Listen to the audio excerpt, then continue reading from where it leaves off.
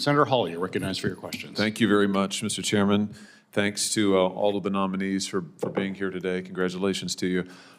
Ms. Gonzalez, if I could just start with you. I was just looking at your resume here. It's very full. You look like someone who's very busy. You're a counsel at a law firm presently, Kaplan, Hecker and Fink. Is that correct? Yes, Senator, that is correct. And also a co-director at a civil rights clinic at Howard. Is that correct? Got that right? That's correct, Senator. So it doesn't look like to me you have a lot of free time. I imagine that you choose what you invest your time in very carefully. Is that fair to say? Yes, Senator. You are also on the board of a group called the Immigrant Justice Corps. Do I have that right? Yes, Senator.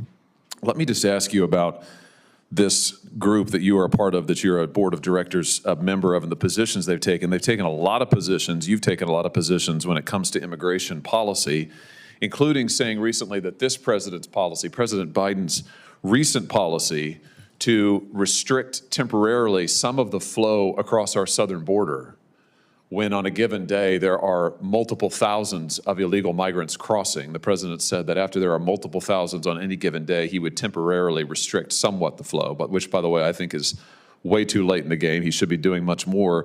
Your group, however, has been exceptionally critical of this. They have said that any restriction of the flow across the southern border is an abhorrent betrayal of American values and is inhumane. Cruel and inhumane, to be precise.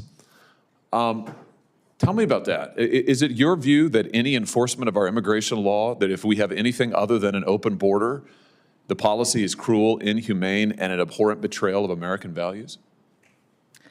Thank you for the question, Senator. I do not believe that statement to reflect a request for open borders. I have never taken that position. I can tell you, I'm not familiar with that particular statement. I can tell you why I joined the organization, the board of the organization, and it is because I believe in its mission to provide quality counsel to individuals who are going through removal proceedings. It was an idea that was inspired by the late Judge Katzman's study about the efficiencies of providing such counsel to individuals who are going through removal proceedings. And I understand that the organization engages in advocacy and policy, and that if confirmed, my role as a judge would be to put any such advocacy and policy aside. Well, let me just ask you, I don't mean to interrupt you, but my time is going to tick down here quite quickly. I just want to get clear on this. Is it your position that restrictions on the flow of illegal migrants, just to be, well, let me just ask you this more fundamentally. Do you believe we have a crisis at the southern border? Senator, I do not believe it is my position to opine on such policy questions. I think those policy questions are very important for But you're a member of a board of body. directors. You're a director at an organization that has taken many such positions. So it seems to me you have taken a position. Your organization certainly has. You represent them. You're a member of that board. You choose your time very carefully, as we established just a moment ago. They say that any restriction on the flow of illegal migrants, I want to be clear about this, illegal migrants is abhorrent. It is a betrayal of American values. It's cruel and inhumane. Is that your position? Senator, I am not familiar with that specific statement. My June the 5th, affiliation, 2024. It's a press release from your organization. my affiliation with the organization does not commit me to every position it takes So this on is law not your and policy. position? No, Senator. You disagree with this? Senator, I joined the organization to support its mission to provide counsel to individuals going through removal proceedings. Okay, let me ask you about that since you bring that up. You have also advocated for providing counsel, in fact, taxpayer-funded counsel, to every asylum seeker at our border. Do you know how many credibility and fear determinations the Customs and Immigration Service performed just in 2023 at the southern border? No, Senator, I am not aware of that number. 146,000. 146,000 in 2023 alone. So you are in favor of taxpayer funding for attorneys for at least 146,000 illegals. Is that right? Senator, I was counsel on 2 matters that advocated for the right of counsel for a limited class of non-citizens. This is your organization that you're a member of the board of directors of. On May 27, 2022, your organization submitted this official comment to a DHS rule in which you specifically advocated for counsel to be provided at government expense to all asylum seekers. I mean, that's quite a position. So we're talking about hundreds of thousands of people are going to get illegal migrants are going to get government-funded attorneys under your proposal. Is that right? Is that your position?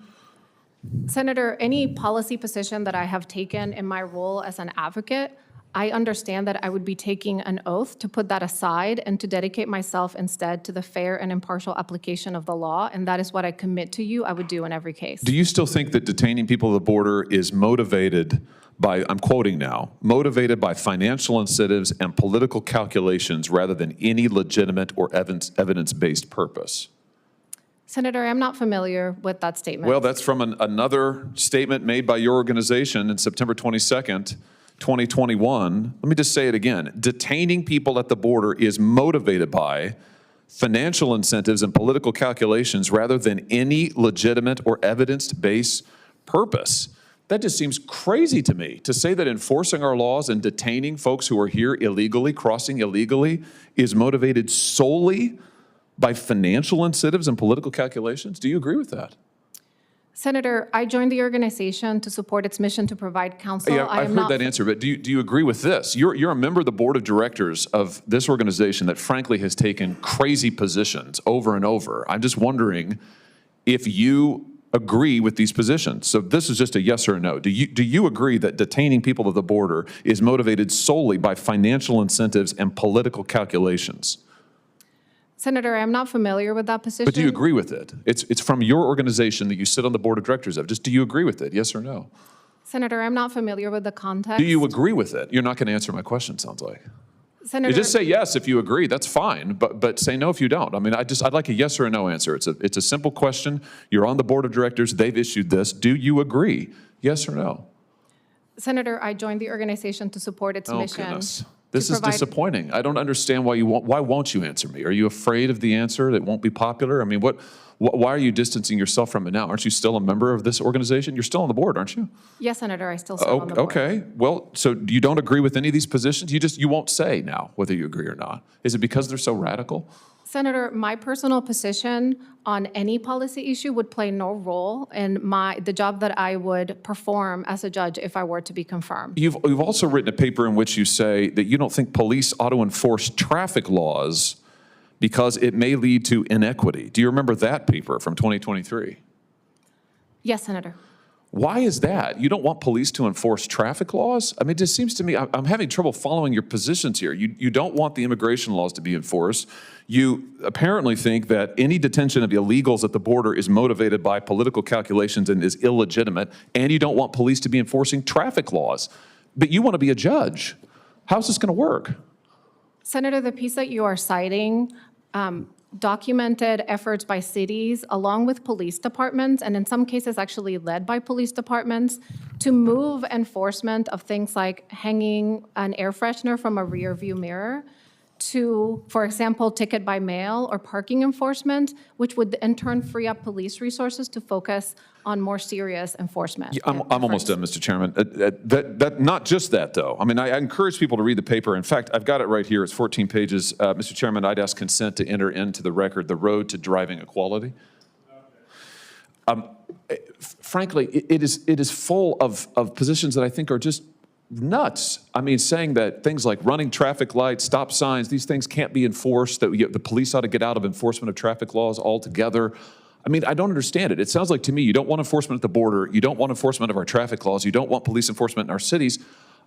I just question whether that is a good set of perspectives to be a judge whose job will be to enforce the law. Thank you, Mr. Chairman.